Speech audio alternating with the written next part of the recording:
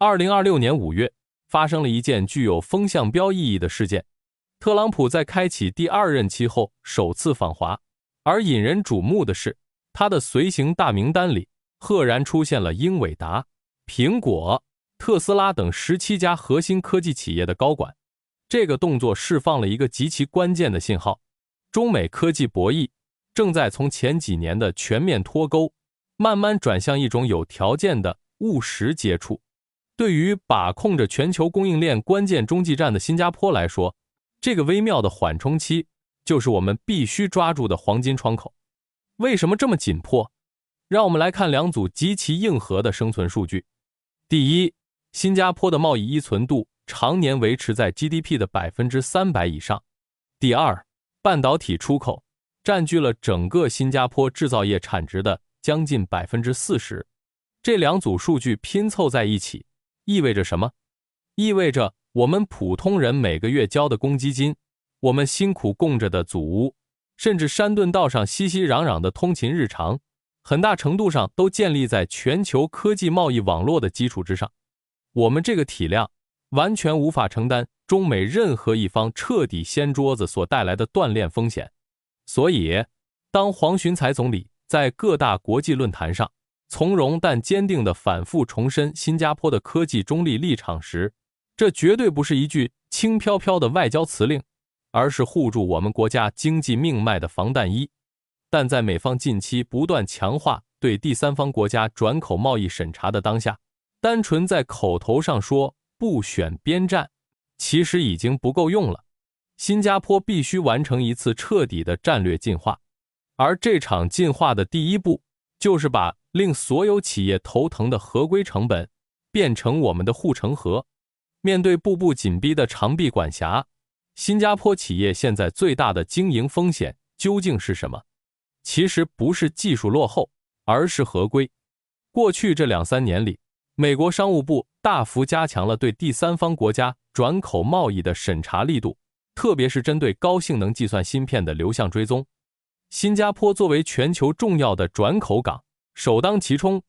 现在，贸工部发布的贸易管制公告，已经成了很多本地科技企业法务团队每天必须逐字研究的红头文件。哪怕只是供应链里的一个小小的物流环节出错，未能有效识别芯片的最终用户，企业就可能面临毁灭性的制裁。这种指数级上升的合规成本，确实让很多本地同行感到喘不过气，甚至觉得这是生存的阵痛。危机往往就是洗牌的开始。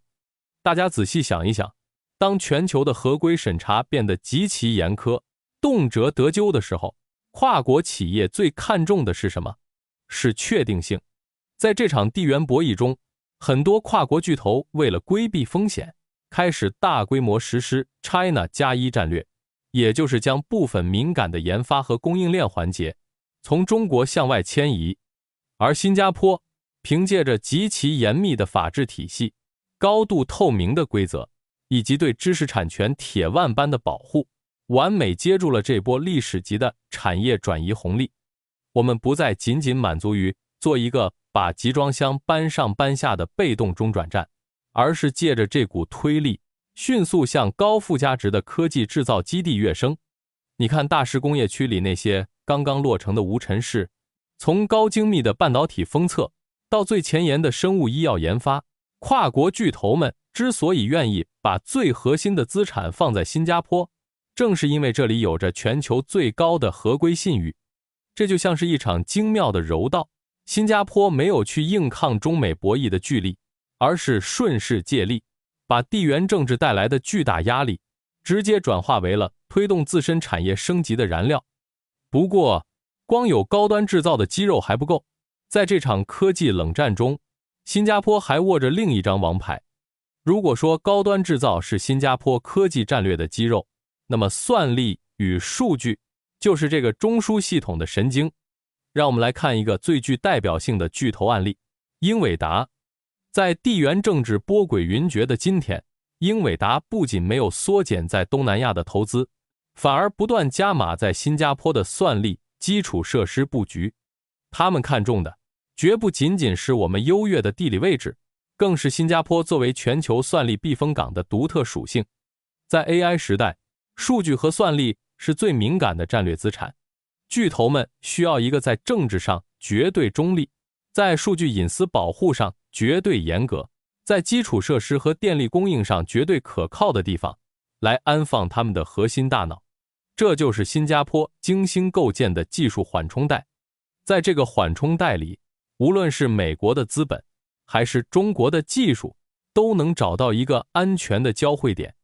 美国对新加坡的直接投资累计超过2000亿美元，这构成了我们科技中立最坚实的经济底座。而中国出海的科技企业同样迫切需要新加坡作为通往全球市场的合规跳板。新加坡深知，如果把鸡蛋全放在中美这两个篮子里，风险依然太高。所以我们看到新加坡正在拼命推进另一项宏大布局，积极牵头并推动东盟内部的数字经济合作协议。